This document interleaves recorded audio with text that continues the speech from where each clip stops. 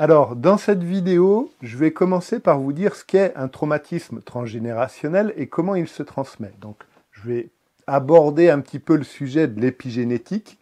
Je dis bien aborder un petit peu parce que c'est quelque chose qui me passionne, mais en même temps, je n'ai pas assez de temps pour pouvoir tout l'étudier. Voilà, donc je vous donnerai des références bibliographiques à la fin. Avant de continuer, je t'invite à liker la vidéo et à t'abonner à ma chaîne. Voilà, ça sera sympa et ça récompense le travail fourni. Donc, un traumatisme transgénérationnel, c'est quelque chose qui s'est passé, un problème, une émotion qui a été bloquée, qui s'est créée. Ça peut être un abandon, ça peut être un rejet, ça peut être un viol, ça peut être une agression, ça peut être plein de choses, que ce soit au niveau amoureux, au niveau de l'argent, au niveau familial, au niveau amical, qui s'est passé. Donc cette chose-là s'est passée il y a 2, 3, 4, 5 ou 6 ou 7 générations en arrière.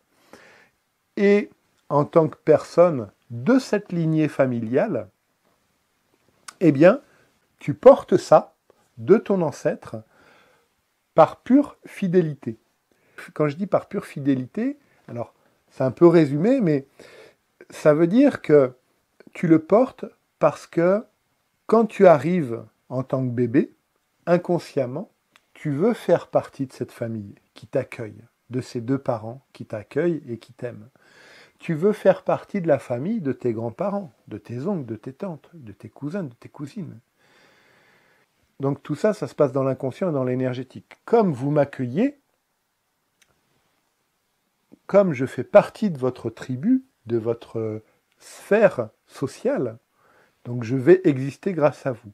Donc pour vous prouver que je suis, entre guillemets, une bonne personne, pour vous prouver que je fais partie de vous, je vais, comme vous, prendre l'héritage transgénérationnel de la 7e génération en arrière, prendre cette problématique avec moi, comme ça, vous voyez, on porte la même blessure, donc on se comprend. Et suite à ça, eh bien, si c'est dû à un viol ou à une spoliation de biens, eh bien, quand tu vas continuer dans ta vie en tant qu'adulte, eh bien, tu pourras avoir ou des difficultés dans tes relations amoureuses ou des difficultés au niveau financier ou professionnel. Voilà, parce que tu portes quelque chose qui ne t'appartient pas. Voilà ce qu'est le traumatisme transgénérationnel et voilà comment il se transmet. Donc, il se transmet uniquement par compassion, mais c'est pas vraiment ça de la compassion, c'est plus des allégeances pour faire partie de cette famille et pour leur montrer que nous aussi on est légitime dans ce clan social, dans ce clan familial, parce que on prend une problématique commune.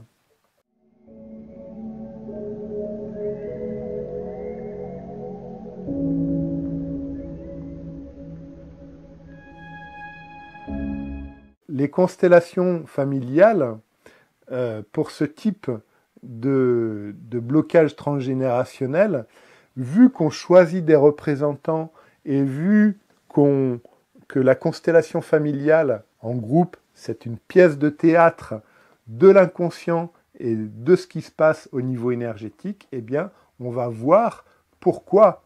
Donc, pourquoi tu as appris inconsciemment cette problématique de ton ancêtre, de la 6e ou 7e génération en arrière. Donc on va savoir pourquoi tu l'as prise, au niveau inconscient, je parle toujours au niveau inconscient. Ce qui s'est passé pendant la problématique, voilà, on va pouvoir savoir ça. Et parfois, pourquoi tu ne peux pas te libérer de cette problématique, parce que il peut y avoir des peurs de se faire rejeter par la famille. Parce que quand on sort de ces fonctionnements, certaines personnes, bon en principe, ceux qui travaillent sur eux, pour eux, c'est pas un souci, donc il n'y a pas de problème. Mais si tu es dans certaines familles, tu peux être considéré, entre guillemets, comme le vilain petit canard, qui ne veut pas faire comme tout le monde, et qui ne veut pas, ou qui ne veut plus porter ce traumatisme. Il faut savoir tout de même que le vilain petit canard, dans les films et dans les dessins animés, c'est un cygne. Et le cygne, c'est le symbole de la lumière, de la paix et de la pureté. Voilà.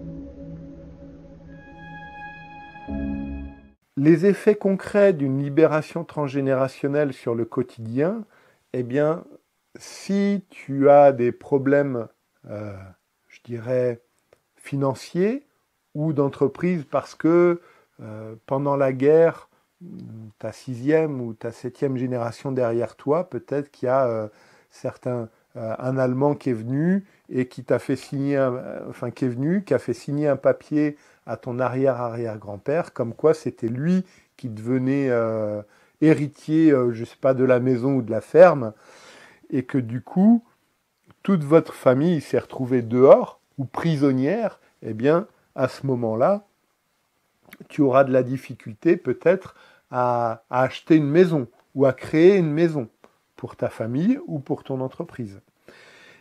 En libérant ces fonctionnements de la transgénérationnelle, ça pourra t'aider à attirer ce dont tu as besoin plus facilement et ça t'ouvrira la porte pour pouvoir acheter une maison ou créer une maison ou avancer professionnellement. Voilà.